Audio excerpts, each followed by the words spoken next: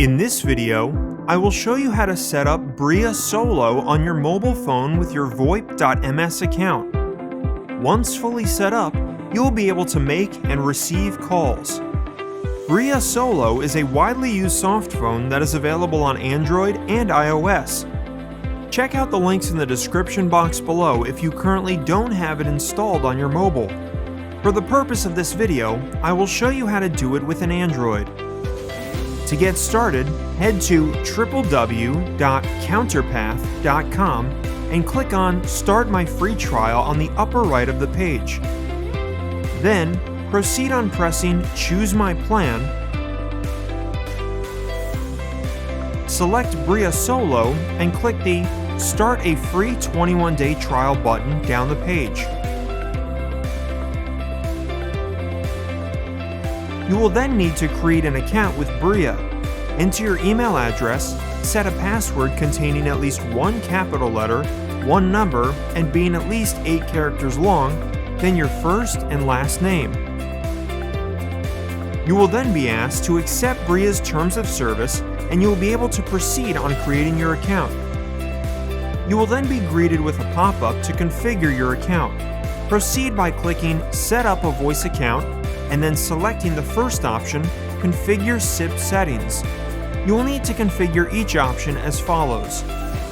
Domain is the server you wish to use with VoIP.ms in order to make calls. Your best choice is a server close to your physical location. I will set it to newyork8.voip.ms. The full list of servers appears in the description box below. SIP username is your VoIP.ms 6-digit account number. You can find this information in your portal directly on the main page. Authorization username is also your 6-digit account number, so simply type it once again. SIP voice password is usually the password you use to log into your VoIP.ms portal. If you use sub-accounts, it will be the respective sub-account password. Finally, call display is where you can set your name or the name of your company. I will set it to VoIP.ms. You may now proceed by clicking on Next Step, Configure Service Settings. On this configuration page, leave everything as is with the exception of the option Transport to be set to UDP, the option Registration Time to be set to 60 seconds, and lastly, the option Voicemail Number to 97. You can now proceed on the next step, which is to download Bria on your mobile phone, if not done already. After accepting the different authorization required for the soft phone to work, you'll be greeted with a username and password. Enter your email and password that you have previously used to create your Bria account and log in. You will then see that you are registered automatically on top of the application. You can also confirm your registration by heading to the VoIP.ms customer portal homepage. Scroll down to registration status and you will be able to see the status of your main account or sub-account based on your specific use case. Next, you will need to configure your DID number so that you can also receive calls on your soft phone.